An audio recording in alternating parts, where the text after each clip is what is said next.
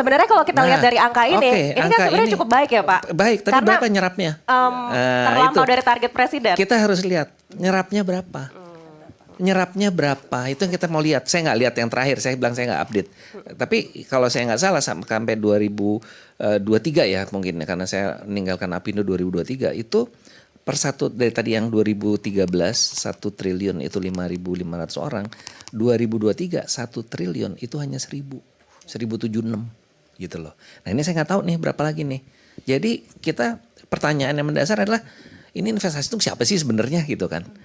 Kita masuk G20 tapi ada anak di NTT bunuh diri nggak bisa beli buku tulis, ya kan? Nah ini kan kita masih lihat. Jadi kalau Anda tanya investasi segala macam, ya memang regulasi investasi juga tidak memihak kepada penciptaan lapangan kerja yang besar.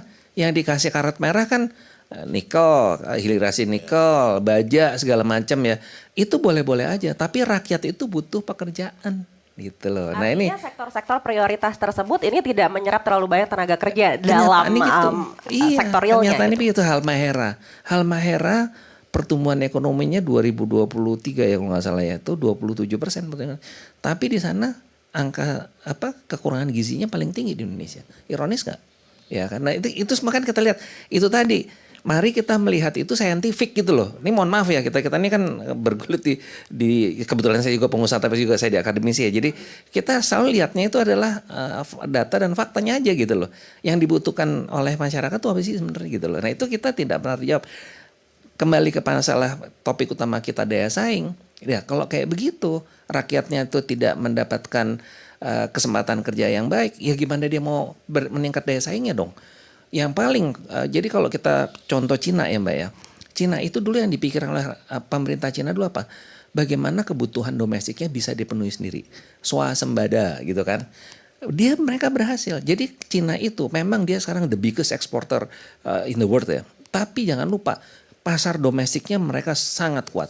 Dan gak gampang menerobos pasar Cina. Terus terang aja nih. Sangat kompetitif di sana. Nah sekarang ini kita di mana? Kita semua yang di diamond teorinya si Michael Porter ada semua. Ya kan country endowmentnya kita factor endowment kita tenaga kerja kita 200 jumlah penduduk kita 225 juta orang, kekayaan alamnya luar biasa tapi kita nggak bisa mengelola dengan benar gitu loh. Jadi ini yang ini dan mohon maaf ya kembali lagi pokok masalahnya juga apa sih? Kenapa kok kayak gitu? Permasalahan utama adalah di dalam bagaimana kita meletakkan manajemen negara ini. Meritokrasi nggak jalan di sini. Mohon maaf ya kalau kita ngobrol kan boleh ya kita itu. Meritokrasi nggak jalan jadi apa? Akhirnya karena meritokrasi nggak jalan, orang-orang yang pengambil keputusan itu dia tidak melalui proses yang benar. Akhirnya bikin kebijakan yang aneh-aneh gitu loh. Dan akhirnya nih kita nggak mudah-mudahan jangan ada yang marah ya. Ini kan diskusi ya. Karena tadi nomor 1 Swiss, nomor 2 Singapura segala macam. Karena mereka meletakkan sendiri. Yang saya tahu persis Singapura. Artinya keberpihakan dari pemerintah itu sangat penting. Bukan, meritokrasinya jalan. Meritokrasi itu artinya proses seseorang itu menduduki suatu posisi itu melalui proses gitu loh, melalui jenjang. Sehingga dia punya keterampilan yang ekspertisnya dia ada di situ. Singapura tuh belajarnya dari Shell loh Pak Manorep. Belajarnya dia meritokrasi. Di sini kan enggak gitu loh. Orang enggak ada pengalaman duduk di situ. Ya rusak lah gitu kan tuh ininya. Apakah itu di posisi politik ataukah itu posisi di badan usaha milik negara dan sebagainya. Salah orang itu. Mohon maaf kalau itu. Jadi ya menurut saya di sini kita kalau mau lihat aja secara jernih deh gitu loh. Lihat fakta dan data. Karena saya lebih suka bicara scientific. Karena saya kalau udah bicaranya ke politik saya nggak paham artinya pertimbangannya itu ya. Tapi yang saya lihat adalah selalu kenapa kok di sana bisa harganya murah di sini enggak. Dan jangan salah Pak Manrap tadi bicara masalah import segala macam. Karena waktu saya di Ketua Umum Apindo di 2019 saya ingat sebelum Covid. Kita berhasil meyakinkan Bea Cukai untuk menetapkan tarif barang kiriman dari $75 Mbak itu menjadi $3.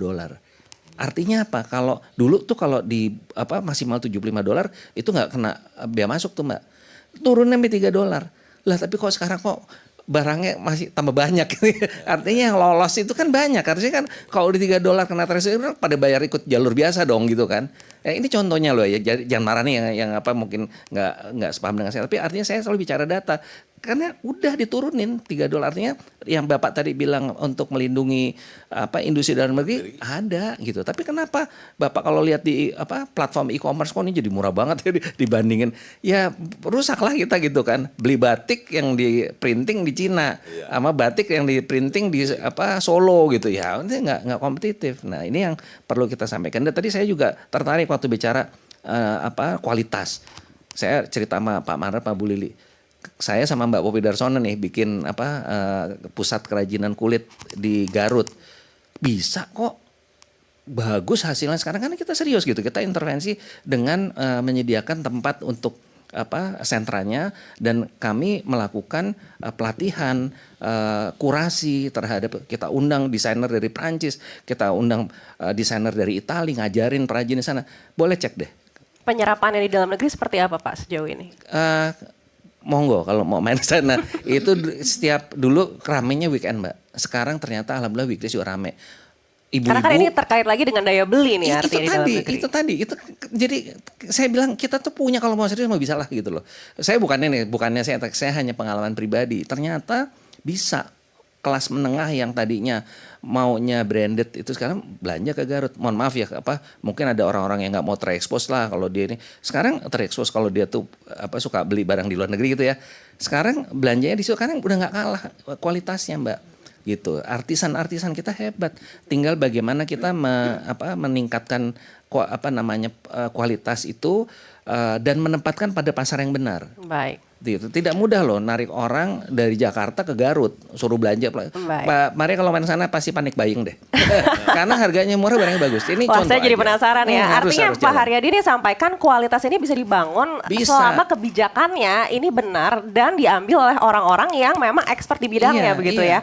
Nah, bicara kebijakan artinya ini kita bisa lihat seperti apa keberpihakan pemerintah juga dalam postur APBN. Kita akan lihat data dari postur APBN kita apakah ini sudah sesuai dan memperlihatkan keberpihakan pemerintah untuk sektor-sektor yang sebenarnya menyerap banyak tenaga kerja. Ini kalau kita lihat dari postur APBN 2026 ini, yang paling besar anggarannya itu di 769 triliun rupiah yaitu untuk sektor pendidikan.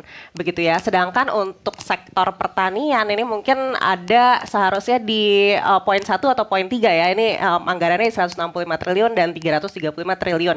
Saya ke Bu Lili. Menurut Ibu Lili apakah postur ini sudah menunjukkan keberpihakan untuk bisa melakukan penyerapan tenaga kerja yang banyak untuk bisa meningkatkan daya saing kita di tahun ini? Oke. Menurut saya postur APBN ini pasti juga sudah dipikirkan oleh beliau-beliau di sana. Itu saya percayakan dan saya serahkan pada mereka. Karena menurut saya besar kecilnya angka itu tidak menunjukkan apakah itu nanti terserap dengan baik, tersalurkan dengan baik, atau masuk atau tidak ke dalam korporasi atau level-level yang lebih ke bawah. Nah itu yang menjadi permasalahan. Jadi menarik sekali juga dari bukunya Ashe Moglu ya tentang Where the Nation Fail. Sebenarnya permasalahan itu diletakkan bukan pada keberpihakan. Sebenarnya yang harus ada itu adalah bagaimana mereka bisa membangun institusi atau politik yang inklusif. Yang memberi kesempatan yang sama ke semua level kita, semua partisipan di negara kita. Punya kesempatan untuk mengambil opportunity. Punya kesempatan untuk trajektorinya dengan baik dan sama semua. Nah itu yang diharapkan. Dan saya juga baca bukunya Pak Prabowo tentang Paradok Indonesia menjadi menarik ya. Jadi tadinya berita-berita itu kan kita hanya dapatkan kalau di kafe, kalau ngobrol gosip dan sebagainya. Tetapi buku itu ternyata baik sekali dan sudah tertata dengan terbuka seperti itu. Berapa kebocoran kita, berapa persen yang hilang, bagaimana uang yang sudah parkir hanya di negara luar dan sebagainya. Menurut saya itu bagus. Nah tetapi agak sayangnya di dalam buku itu akhirnya tidak memberikan satu konklusi apa sih yang harus kita perbaiki. Nah menurut kami dari pandangan saya pribadi ini ya, seharusnya lebih memperlihatkan bahwa kalau sudah buku ini kenapa bagus kata saya bilang, dia sudah memberikan beberapa contoh bahwa negara yang benar-benar institusi inklusif sebenarnya memberikan kebebasan untuk bertumbuh, ada kesepakatan untuk berinovasi dan sebagainya, itu yang menjadi menarik. Ya memang katanya bilang nggak harus kita full ya mendadak langsung inklusi semua. Itu kan hanya kayak negara-negara maju seperti Jerman. Singapura saja masih setengah, dia masih separuh ya inklusif. Jadi ada hal-hal yang benar-benar dilepaskan, liberalisasi, tetapi ada beberapa hal yang dikontrol. Tetapi semua jelas dan transparan. Nah kalau itu terjadi, kalau menurut kami ekonomi inklusif pun akan terjadi. Jadi tadi nggak diperdebatkan oleh Pak Haryadi, benar masuk segitu, diserap berapa? Nah itu yang tidak terlihat.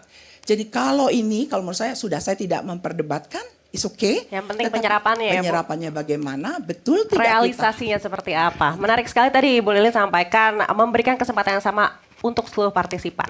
Nah masalahnya sekarang partisipannya ini mau nggak diajak kerjasama begitu ya Bu? Kita akan bahas terkait hal ini usai jeda, tetaplah bersama kami di Merah Putih.